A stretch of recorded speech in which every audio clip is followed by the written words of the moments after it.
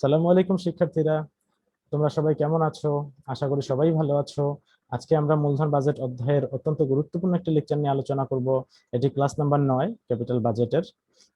এই লেকচারে বা এই ক্লাসে আমরা দেখানোর চেষ্টা করব ক্যাশ ফ্লো সমান থাকা অবস্থায় কিভাবে পিবিপি, এআরআর, আরওআই এবং এনপিভি ও আইআরআর সমাধান করতে হয়।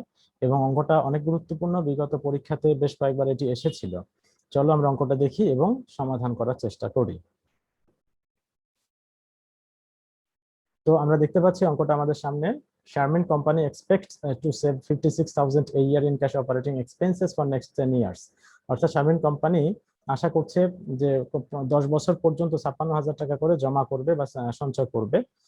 If it buys a new machine at a cost of টাকা 2,20,000। যদি এটা একটা মেশিন ক্রয় করে যে যার ব্যয় হয় 2,20,000 টাকা, no salvage value is expected at the end of 10 years.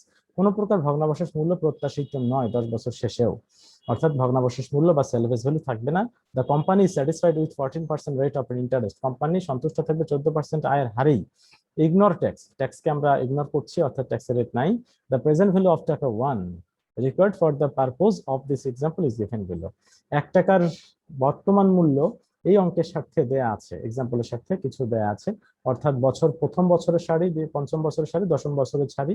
তো আমাদের 10 বছরের যেহেতু অঙ্কটা 10 বছর মেয়াদি, সুতরাং আমরা দশম বছর সারিটাকেই লক্ষ্য করব। অঙ্কের মধ্যে ডিসকাউন্ট রেট 14% দেয়াই ছিল। তো আমরা সেই 14%-এর দশম বছরের মানটা খেয়াল রাখবো যে 5.216। শিক্ষার্থীরা তোমরা অঙ্কটা খাতায় তুলে নেবে, তারপর সমাধানের চেষ্টা করবে।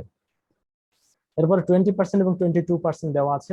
এটা দেওয়ার কারণ হচ্ছে, যদি আমাদের যেহেতু রিকোয়ারমেন্ট আছে পিবিপি অর্থাৎ payback period, average rate of return অর্থাৎ এআরআর, এরপরে ROI return on investment, net present value, NPV internal rate of return, সংক্ষেপে আইআরআর, এছাড়াও কমেন্ট করতে বলা হয়েছে। তো আমাদের আমাদের যেহেতু আমাদের যেহেতু দুটা 14% ডিসকাউন্ট ফ্যাক্টরের পাশাপাশি দুটো বাড়তি পার্সেন্টেজ দেওয়া আছে এবং তার ভ্যালুও দেওয়া আছে, ক্যালকুলেটেড ভ্যালু। তো সেক্ষেত্রে আমরা কনফার্ম থাকবো বা নিশ্চিত থাকবো যে এই দুটো ভ্যালু শুধুমাত্র আইআরআর করার জন্য যে দুটো ডিসকাউন্ট ফ্যাক্টরের প্রয়োজন হয়, সেই আইআরআর নির্ণয় করার জন্য আমাদের সামনে দেওয়া হয়েছে। তো চলো আমরা একে একে অঙ্ক সমাধান করব। তো প্রথমে ডেপ্রিসিয়েশনটা নির্ণয় করতে হবে। যদিও অঙ্কে ট্যাক্স রেট নাই, কিন্তু ডেপ্রিসিয়েশন আমাদের প্রয়োজন হবে। তো আমরা ডেপ্রিসিয়েশন সূত্র জানি। কস্টের মান 2,20,000, কস্ট ভ্যালু এবং সার্ভিস ভ্যালু নাই। লাইফ 10 বছর, ভাগ করলে 22,000 পাওয়া যাবে। পিবিপি সরাসরি সূত্রে ফেলতে হবে এই কারণে, কারণ ক্যাশ ফ্লো সমান সমান একটা ভ্যালু, একটা ফিগারই দেওয়া আছে, বলছে 10 বছর মেয়াদি, তার মানে ওই 56,000 করে লাভ হতেই থাকে। আমাদের অঙ্কে এনসিওর মান 2,20,000 দেওয়া ছিল। এনসিবি বা সিএফএটি এর ভ্যালু 56,000 টাকা। তো আমরা সূত্রের মধ্যে মান বসালাম, মান বসাই ভাগ করলে আমরা পেয়ে যাবো 3.93 ইয়ার্স। এটি হচ্ছে পিবিপি এর উত্তর। এআরআর সূত্র হচ্ছে এভারেজ ইএটি ভাগ এভারেজ ইনভেস্টমেন্ট গুণন 100। তো এভারেজ ইএটি বের করতে আমরা শুধু যদি ইএটি বের করতে যাই, নরমালি আমরা ইএটির সাথে ডেপ্রিসিয়েশন যোগ করলে সিএফএটি পেতাম, বিগত লেকচারগুলোতে তোমরা দেখে নেবে। তো এখন ইএটি বের করার জন্য আমরা সিএফএটি ভ্যালু যেহেতু আমরা 56,000 দেয়া আছে, তো সিএফএটি ভ্যালু থেকে ডেপ্রিসিয়েশনটা যদি আমরা বাদ দিয়ে দিই, তাহলেই পেয়ে যাবো ইএটি। তো ইএটি 34,000 আমরা বের করলাম। এরপর এভারেজ ইনভেস্টমেন্ট কস্ট ভাগ টু, কস্ট 2,20,000 দেওয়া ছিল, সেটাকে 2 দিয়ে ভাগ করলে 1,10,000। আমরা সূত্রে মান বসানোর পরে ক্যালকুলেশন করলে পেয়ে যাব 30.91%। রিটার্ন অন ইনভেস্টমেন্ট, সংক্ষেপে average average return on investment average EAT ভাগ এনসিও গুণন 100। তো এভারেজ ইনভেস্টমেন্ট আমাদের অঙ্কে 34,000 দেওয়াই ছিল, আর এনসিওর ভ্যালু দেওয়া আছে 2,20,000। আমরা ক্যালকুলেট করলে পেয়ে যাবো 15.45%।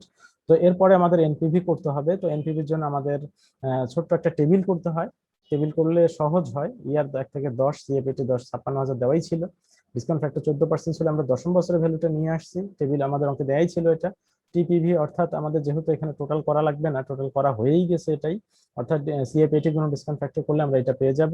এরপর এনপিভি সূত্রে শুধু আমরা মান বসাবো। টিপিভি 2,92,96 ভাগ এনসিওর মাইনাস এনসিওর মান 2,20,000, ক্যালকুলেট করলে 52,096 টাকা আমরা পেয়ে যাবো, 72,096।